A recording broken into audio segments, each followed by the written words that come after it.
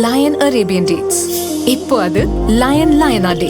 இது தரும் ஆரோக்கியம் இயற்கையானது. லயன் லயனா பிரீமியம் டேட்ஸ். எந்த சமையலும் ருசி தேடும் ரகசியம். 20 ரூபாய். குக்கர் விசில மறந்து உணவு வீணாகி போச்சா?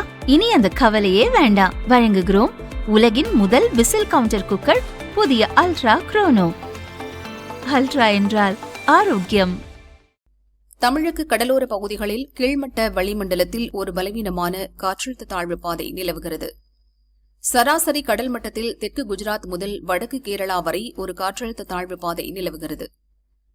இதன் காரணமாக கோவை, திருநெல்வேலி மாவட்டங்களின் மலைப்பகுதிகள், தேனி, நீலகிரி, கன்னியாகுமரி மாவட்டங்களில் நாளை பலத்த காற்றுடன் கனமழை பெய்யும். மணிக்கு 50 கிலோமீட்டர் வேகத்தில் காற்று வீசும்.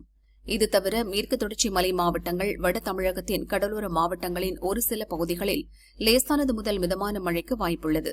2ஆம் தேதி முதல் 4ஆம் தேதி வரை மேற்கு தொடர்ச்சி மலை மாவட்டங்கள், வட தமிழகத்தின் கடலோர மாவட்டங்கள், புதுச்சேரி, காரைக்காலில் மிதமான மழை பெய்யும் என வானிலை ஆய்வு மையம் அறிவித்துள்ளது.